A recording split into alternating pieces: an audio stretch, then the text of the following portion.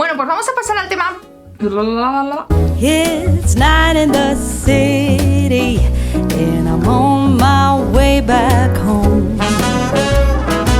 Hola, ¿qué tal estáis? Bienvenidísimos al canal. En el vídeo de hoy vamos allá con la séptima masterclass de Maestros de la Costura. Bueno, como ya sabéis, en el último episodio se nos han ido dos concursantes. La verdad es que ha sido bastante intenso este capítulo de Maestros de la Costura. Yo realmente me esperaba un poco los eliminados de esta semana, ya me imaginaba que iban a ser dos y no me han sorprendido. Creo que los que se han quedado sí que empieza a estar la cosa muy complicada porque hay un nivelazo bastante importante. Para mí fue un regalazo ver a Luisa y a Tony trabajando juntos. Son mis dos favoritos de las dos temporadas y la verdad que fue un regalazo que los pusieran juntos en esa prueba. Como ya sabéis, Tony sigue siendo mi favorito de esta temporada y bueno, iremos viendo que van pasando los siguientes episodios, pero yo creo que la cosa pinta bien. Bueno, y antes de entrar en materia, ya sabéis que estas masterclass son gracias a Alfa y que en su perfil tenéis todas las academias donde podéis ir físicamente a hacer esta masterclass. Que sepáis también que si todavía no os habéis suscrito al canal, tenéis que dar al botón de suscribirse y dar a la campanita para no perderos nada. También os espero en el día a día en @unamamicrafter en Instagram. En la masterclass de hoy vamos a tratar dos temas. El primero es la overlock, ese miedo que le tenemos profundamente a la overlock cuando es una máquina de lo más útil, que tienes resultados muchísimo más currados, muchísimo mejores y le tenemos mucho miedo a la máquina, sobre todo al enhebrado, a las tensiones de los hilos, así que vamos a hablar sobre ella. Y en segundo lugar vamos a hablar de los volantes, también un poco gracias a esa prueba que hicieron de los trajes de flamenca, pues vamos a hablar un poco de los tipos de volantes, cómo son y un poco así por encima. Espero que os guste mucho esta masterclass y vamos allá. Bueno, vamos allá con el primer tema de esta masterclass, que es la famosa overlock. Los que tenéis el libro Costura 3.0 ya sabéis que tengo un capítulo dedicado a la overlock. Ya os dije vía Instagram que voy a hacer un repaso de todo el libro en diferentes directos para que me podáis hacer todas las preguntas que necesitéis. Pero bueno, hoy vamos a hacer un repaso a ese tema de la overlock porque tengo además muchos vídeos, una lista de reproducción con vídeos de la overlock que os van a venir súper bien. Así que vamos un poco a conocer qué es la overlock, para qué sirve, por qué da tanto miedo, qué pasa con el enhebrado, qué pasa con las tensiones del hilo. Vamos a hablar un poquito de todo esto. Bueno, la overlock es una máquina que remalla las telas. Remallar es que te hace una costura en todo el canto de la tela y te corta el sobrante con una cuchilla que tiene incorporada. Muchas overlocks tienen otras muchas funciones, pero básicamente remallar es eso, es coser en todo el canto de la tela para evitar que la tela se deshilache y además te corta ese sobrante que sobra. Sí que es verdad que podemos remallar en plan casero con una máquina normal utilizando la puntada zigzag o una puntada de remallado y tal, pero una remalladora hace el trabajo muchísimo mejor, el acabado es mucho más profesional y asegura muchísimo mejor las costuras. Bueno, para que os hagáis una idea, yo tengo esta remalladora que es la Alfa 8707 y esto sería un remallado, ¿vale? Como veis está el canto de la tela que ya no tiene sobrante de tela y que tiene una costura que evita que se deshilache la tela. Las overlock o las remalladoras cosen con varios hilos a la vez. Normalmente tienen para 4 conitos, hay remalladoras incluso que llegan a tener hasta 5 hilos, ¿vale? Normalmente pueden coser desde con 2 hilos hasta con 5 hilos, dependiendo la máquina, dependiendo las características.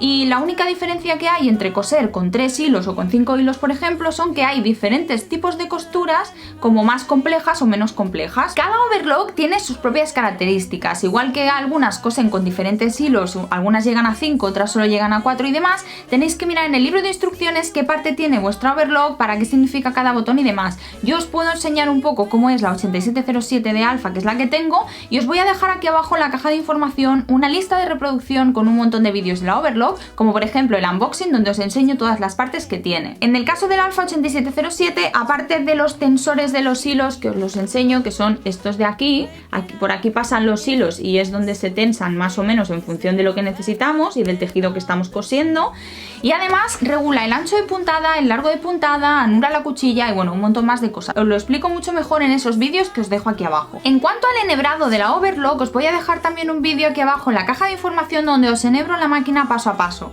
Evidentemente, si tenéis una máquina que sea de otra marca, os puede servir de orientación, pero siempre tendrá sus propias características y su propio mecanismo, sobre todo en el tema de las áncoras. Pero como serán más o menos parecidas, seguramente que os servirá ver un poco el vídeo del enhebrado de la overlock. Hay máquinas de coser, máquinas remalladoras, que traen dentro de lo que es la caja de las áncoras, por donde pasan todos los hilos abajo, que es la parte digamos más complicada de enhebrar, tienen un dispositivo que ayuda en el enhebrado de una de las áncoras que es la más complicada.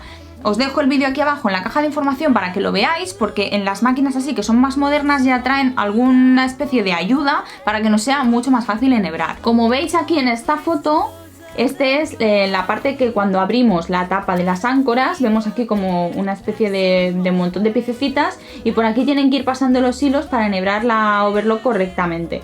Que no os asuste todo esto, porque realmente el hilo al final sigue un recorrido de colorcitos y es tan fácil como ir pasándolo por todos los lugares que tiene que pasar.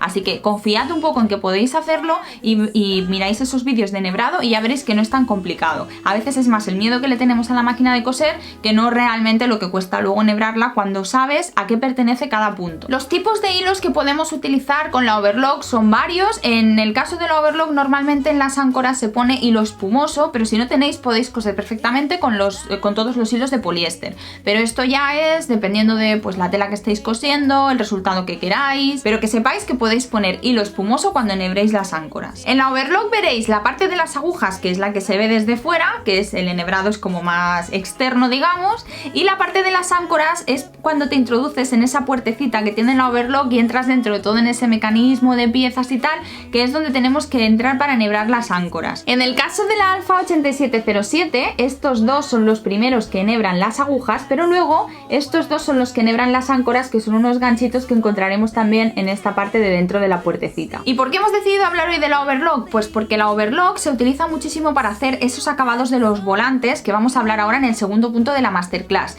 El bajo de todos esos volantes normalmente se remalla con un repulgo, que ya lo hablamos en otra masterclass y os dejo aquí abajo en la caja de información un vídeo donde hago un repulgo con la overlock para que lo veáis.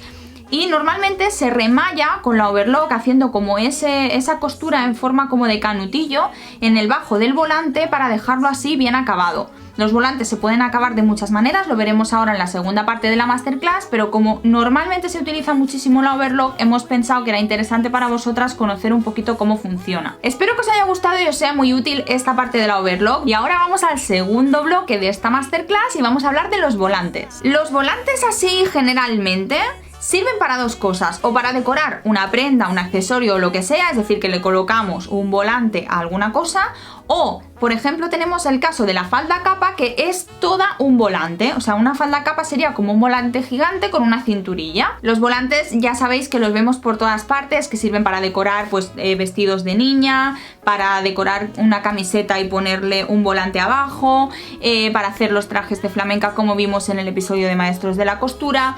Es decir, podemos hacer volantes para decorar hasta incluso un neceser. Podemos hacer volantes para un montón de cosas. Dependiendo del tipo de tela que utilicemos para coser los volantes, nos va a quedar un volante más rígido. Si cogemos una tela que está muy acartonada, que es muy rígida, como puede ser por ejemplo una loneta, nos va a quedar un volante que sí que va a hacer la forma de volante, pero no se va a mover, por ejemplo, porque va a ser bastante rígido. Si cogemos en cambio una tela con caída, pues el volante se va a mover y va a tener como una caída diferente. En las piezas de los volantes hay dos partes. Hay una parte que es, digamos, la que va cosida a la prenda o al accesorio, que es la parte más corta, que esa es la que se cose. Aquí tenéis, por ejemplo, la pieza de un volante. La parte de arriba es la que sería más corta y la parte de abajo es la que es más larga, y por eso se crean esas ondas, ¿vale? Que hacen los volantes. Esta parte de arriba es la que va cosida a la prenda, ¿vale? Es la que, digamos, aplica el volante en la prenda. Y la parte de abajo es la que queda, pues, bonita con esas ondas de volantes, ¿vale? Esta parte de arriba la podemos remallar antes de coser, siempre para asegurarnos de que la tela no va a deshilacharse. Pero la que sí, sobre todo, tenemos que acabar súper bien es la parte de abajo, porque es la que se va a ver acabada. Entonces hay telas que a lo mejor sí que podemos dejar cortadas y ya, pero generalmente siempre vamos a acabar ese bajo de alguna manera bien hecho, ¿vale? Podemos remallar con la remalladora, con la overlock, haciendo un repulgo todo el bajo y dejarlo remallado. Otra opción es que podamos hacer una costura zigzag con la máquina de coser normal, a ser posible un zigzag estrecho y cortito para que los hilos pasen muy seguidos y parezca también un cordoncillo. Otra opción es que podemos decorar ese bajo con madroños, con cintas de volantes, por ejemplo, como hicieron Luisa y Tony en Maestros de la Costura, que aparte a este bajo le aplicaron una cinta en forma de volantes fucsia. Sea como sea, tenemos que coger este bajo y acabarlo bien porque es lo que se va a ver, y más al hacer onda se va a ver y bastante. Ya veréis que los volantes se pueden hacer de varias maneras, y eso, como creo que una imagen vale más que 1000 palabras, os lo voy a dejar ahora en un vídeo donde vais a poder ver 3 tipos de volantes. Hay 2 cosas que tenemos que tener en cuenta a la hora de cortar volantes cuando estamos cortando el patrón de un volante. La primera es que si necesitamos muchas piezas de volantes que luego vamos a unir para hacer, por ejemplo, un vestido, las podemos sacar todas de golpe doblando la tela en muchas capas, sosteniendo las capas para que no se muevan y cortando volantes muchísimos a la vez. La segunda cosa es que siempre tenemos que tener en cuenta dónde está la dirección del hilo del volante para cuando lo coloquemos sobre la tela, ¿vale? Son 2 cosas que debemos tener en cuenta a la hora de sacar el patrón de un volante. Podemos conseguir volantes de 3 formas. El primero sería el volante que hacemos con un fruncido. Sería a través de una pieza rectangular, lo que hacemos es fruncir la parte de arriba, lo que hace que se rice la parte de abajo. Esta sería la primera manera de hacer un volante, que es una de las que más vemos en los tutoriales, y ahora os lo voy a enseñar para que veáis cómo se hace. La segunda opción para hacer un volante es como si partiésemos de un círculo con un círculo pequeñito en medio, y lo que hacemos es romperlo por uno de los lados. Y entonces, al estirar esta zona, que es la más corta, que sería esta de aquí, se riza todo el contorno, que es la circunferencia más grande. Imaginaos que el donut, en lugar de tener el mismo ancho en todo el contorno, tiene un ancho que va haciéndose cada vez más pequeñito. El resultado sería un volante asimétrico. Esta altura de aquí haría un alto más grande que esta de aquí, que haría un volante más pequeñito. Y dicho esto sobre los volantes, yo creo que lo mejor es que lo veáis, así que vamos allá a ver en detalle cómo se hacen estos 3 tipos de volantes. Lo primero que vamos a hacer es fruncir la parte de arriba de un rectángulo para crear esas ondas en la parte de abajo. Para hacer el fruncido podemos hacer una puntada de hilván a mano y después ayudarnos de tirar de ese hilo para fruncir la tela, pero en este caso lo vamos a hacer con la máquina de coser. Vamos a poner la tensión del hilo al mínimo, el ancho de puntada, como en este caso es una puntada recta, lo vamos a dejar en la posición de puntada recta, y el largo de puntada al máximo, en este caso me marca el número 4.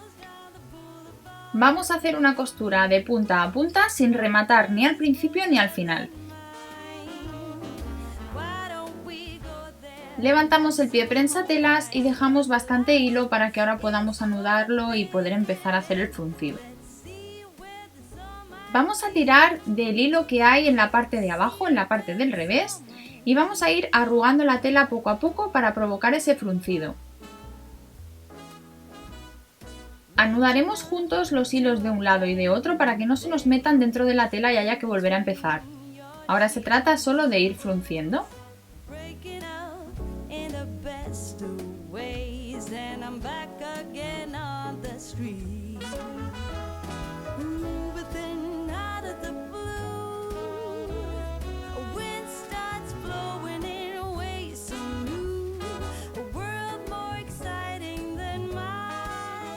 Haremos un nudo a la distancia que queramos que quede el final del volante para decir cómo queremos la parte de arriba y que haga de tope para la tela. Vamos a ir distribuyendo todas las ondas del volante para que queden repartidas. Para hacer un volante de forma circular cogemos un cuadrado de tela y doblamos 2 veces.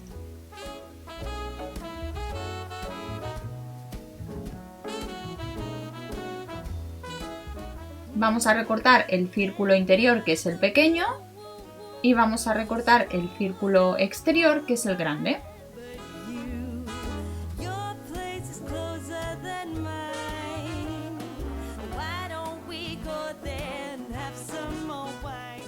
Y nos va a quedar un donut. Vamos a cortar el donut para que haya una parte abierta y se pueda extender. Al estirarlo por la parte más corta ya nos crea esos volantes en su parte más larga. Esa parte corta será la que vaya cosida y la parte larga será la que tendremos que remallar o arreglar ese bajo. Y visto el volante simétrico, vamos allá con el asimétrico. El asimétrico simplemente es que el largo del volante va disminuyendo en función de cómo va pasando la circunferencia. Empieza midiendo bastante ancho y después se va haciendo más pequeñito, como os estoy marcando aquí con rotulador.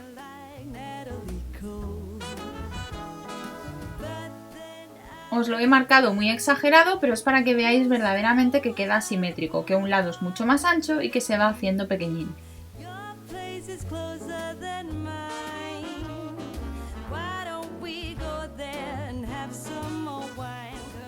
Cuando estiramos el volante en la parte más corta, nos crea esos volantes en la parte más larga y en este caso asimétricos. En un lado son más anchos y se van haciendo más estrechos en función de cómo va acabando ese volante. Aquí podemos utilizar tanto la parte que hemos cortado para el volante como la otra parte que nos queda más larga, la podemos hacer servir para otro proyecto.